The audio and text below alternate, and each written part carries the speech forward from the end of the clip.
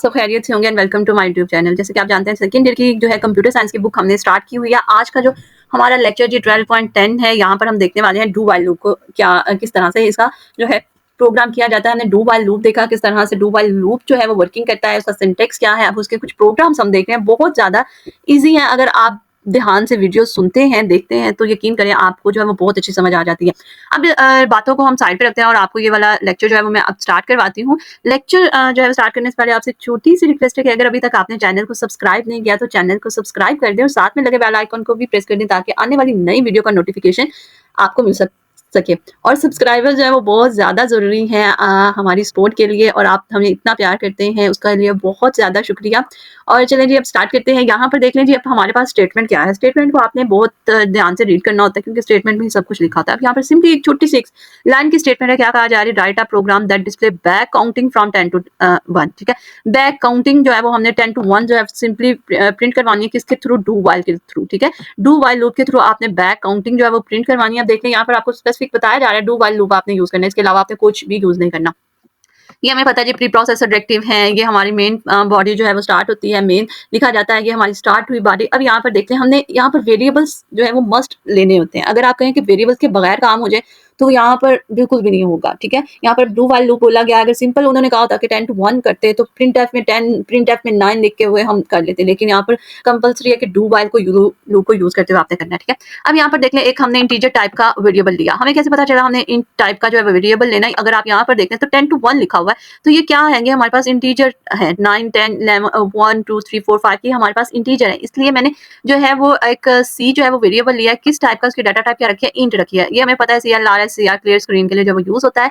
अब यहाँ पर देख लें मैंने सी को जो है एक वैल्यू असाइन कर दी है 10। 10 क्यों की है? क्योंकि उन्होंने बोला है कि 10 to 1 यानी 10 होगा, फिर 9 होगा, फिर 8 होगा, तो हमने 10 यहाँ से इनिशियली स्टार्ट करना है। ठीक है, अगर फॉर एग्जांपल उन्होंने बोला होता ना कि 1 to 10 आपने जो है वो प्रिंट करवाना है, तो आपको यहाँ पर सी की जगह 10 की जगह जो सी की वैल्यू जो है वो 1 रखनी पड़नी थी, 10 नहीं थी रखनी पड़नी, फिर 1 आपने इसको इनिशियलाइज करवाना था। लेकिन ये 10 to 1 है तो इसलिए हमने इसको इनिशियलाइज 10 से करवाया। अब देख लें डू जो है डू वाइल लूप को यूज करते हुए हमने यहाँ पर करना है। अब सबसे पहले कीवर्ड क्या लिखा जाता है? डू का लिखा जाता है, उसकी बॉडी स्टार्ट होती है कर्ली ब्रैकेट से स्टार्ट होती है। उसके बाद क्या जी एक स्टेटमेंट लिखी गई है हमारे पास print F %d \n and C. ठीक है, हमने सी की वैल्यूज को प्रिंट करना है। अब मेमोरी में सी में क्या पड़ा हुआ है? 10 पड़ा हुआ है। ये मेमोरी में जो है वो सी नाम का वेरिएबल डिक्लेयर हुआ है, उसमें 10 पड़ा हुआ है। अब प्रिंट एफ की स्टेटमेंट हमें पता है ये फॉर्मेट स्पेसिफाइड %d जो है वो मस्ट यूज किया जाता है क्योंकि हम जो सी जो है वो हमारे पास इंटीजर टाइप का है। अगर ये इंटीजर टाइप का है तो यहाँ पर फॉर्मेट स्पेसिफाइड %d लिखा जाता है। अगर सी हमारा फ्लोट टाइप का होता तो यहाँ पर फॉर्मेट स्पेसिफाइड क्या लगना था? %f लगना था। और अगर हमारा करेक्टर होता सी में कोई वैल्यू करेक्टर पड़ी है तो यहाँ पर हमारा %c होना था। ठीक है, यहाँ पर जो हम वैल्यू ये वेरिएबल यूज करते हैं ना उसकी डाटा टाइप, उस लिहाज से हमने फॉर्मेट यहाँ पर स्पेसिफाइड लिखना होता है। \n हमें पता है जी नेक्स्ट लाइन पर जाने के लिए यूज किया जाता है। ठीक है, अब यहाँ पर देख लें सबसे पहले क्या हुआ, उसने डू वाइल लूप लिया, प्रिंट एफ की स्टेटमेंट लिखी। 10 में उसमें क्या पड़ा हुआ है? सी में क्या पड़ा हुआ है? हमारे पास 10 पड़ा हुआ है, तो उसने क्या प्रिंट करवा दिया? यहाँ पर देख लें जी 10 पर प्रिंट करवाने के बाद उसने कर्सर जो है वो अपना नेक्स्ट लाइन पर मूव करवा दिया। जैसे इसने नेक्स्ट लाइन पर मूव करवाया, नेक्स्ट स्टेटमेंट के आगे जो हमारे c = c-1 यानी c की वैल्यू में जो भी पड़ा हुआ है ना उसको माइनस कर दो जी 1 से। ठीक है, माइनस किया जी c-1 किया तो इधर क्या आ गया? 9 आ गया, यानी अब c में क्या पड़ा हुआ है? 9 पड़ा हुआ है। अब देखें बच्चों यहाँ पर -1 हमने क्यों लिखा? ये हमने खुद कंडीशन बनानी होती है। उन्होंने कहा ना 10 to 1 तक, तो 10 के बाद 9 कैसे आएगा? जाहिर सी बात है 10 के बाद 9 तभी आएगा ना। अगर 10 में से मैं एक माइनस करती हूँ तो यहाँ पर देख लें जी हमने क्या किया? c = c-1 कर दिया है, तो हमारी क्या होगी? c या 9 हो गया। अब क्या किया जी? अगर यहाँ पर अब मैं यहाँ पर बताती हूँ आपको, अगर जैसे मैंने 1 to 10 लिखा था तो अब मैं जो 2 लाने के लिए यहाँ पर 1 to 3 है ना, तो 9 तो पता चल गया कि सी में से सी की वैल्यू में से -1 करूंगी तो मेरे पास 9 आएगा। अब मेरे पास यहाँ पर सी जो है वो अगर 1 था, स्टार्ट 1 to 10 है, तो फिर मुझे c-1 की जगह क्या लिखना पड़ना था? मुझे यहाँ पर लिखना पड़ना था c+1, क्योंकि मेरे पास 2 कैसे आना था? जब मैं c की वैल्यू में एक ऐड करती तभी आना था ना 2। तो ये थोड़ी लॉजिक हमें खुद से देखनी पड़ती है। ठीक है, यहाँ पर लिख दिया, हमें 9 आ गया। उसके बाद हमें पता है वाइल लूप तो है, उसकी एक दफा बॉडी चलती है फिर वो उसकी कंडीशन चलती है। अब क्या जी वाइल सी में क्या पड़ा हुआ था? सी में अब क्या पड़ा हुआ है? 9 पड़ा हुआ है। 9 > 1 हाँ जी, 9 जो है वो ग्रेटर है, इक्वल है 1 से। अब यहाँ पर आप पूछ सकते हैं कि यहाँ पर 1 क्यों आया? यहाँ पर 1 इसलिए आया क्योंकि उन्होंने बोला है हमें आपने 10 टू 1 तक जो है वो प्रिंट करवाना है। इस वजह से यहाँ पर हमने क्या लिखा है 1। फॉर एग्ज़ाम्पल अगर वो कहते हैं जी 10 टू आपने -10 तक करवाना है प्रिंट, तो आपने यहाँ पर -10 जो है वो यहाँ पर लिखना था। फॉर एग्ज़ाम्पल उन्होंने कहा होता कि -1 तक करवाना है, तो आपने फिर यहाँ पर क्या लिखना था 1 की जगह -1 लिखना है। ये आके ना प्रोग्राम में ही सारी कंडीशंस आपको बता दी गई होती हैं, बस हमने उसको गौर से पढ़ना होता है, ठीक है? अब देख लें जी कंडीशन हमें पता चल गई और देख लें यहाँ पे सेमी कॉलन जो है वो मस्ट आता है। सी 9 में पढ़ा हुआ 9 9 less than is equal to 9 जो है वो greater than equal to 1 condition हुई ट्रू। जैसे ही कंडीशन ट्रू हुई हमारा ये वापस बॉडी में आया। बॉडी में आने के बाद उसने दोबारा से क्या किया जी सी में जो भी वैल्यू 9 पड़ी थी उसने 9 प्रिंट करवा दी। फिर क्या किया जी उसने कर्सर को नेक्स्ट लाइन पर मूव कर दिया।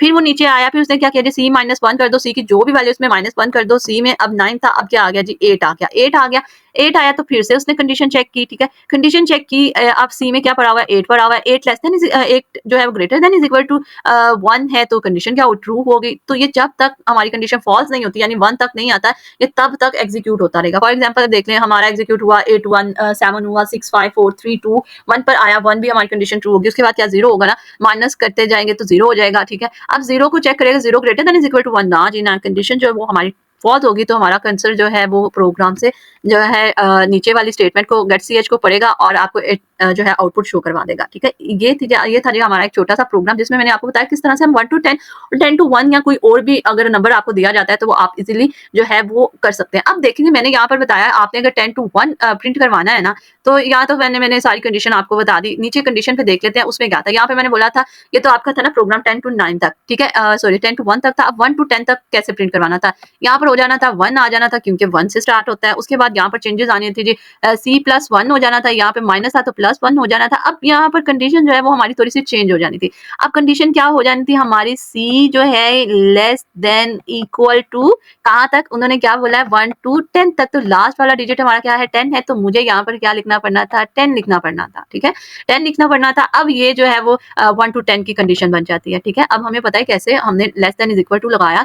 जाहिर सी बात है 2 जो है वो लेस देन और इक्वल टू 10 का ही होगा तभी तो वो प्रिंट करवाएगा। अगर मैं यहाँ पर ग्रेटर देन लिख देती हूँ तो कभी भी मेरा 2 यहाँ पर प्रिंट नहीं होगा। तो ये लेस देन इक्वल टू अगर आप थोड़ा सा गौर करेंगे तो आपको ये बहुत अच्छे से समझ आ जाएगी। ये था जी एक हमारा छोटा सा प्रोग्राम जिसमें सिंपली हमने क्या काम किया जी हमने यहाँ पर दिखाया जी 1 टू 10 और 10 टू 1 जो है वो हम काउंटिंग डू व्हाइल लूप को यूज करते हुए किस तरह से कर सकते हैं। वीडियो अच्छी लगी हो तो लाइक एंड शेयर करना मत भूलिएगा। दुआओं में याद रखिएगा। अल्लाह हाफ़िज़।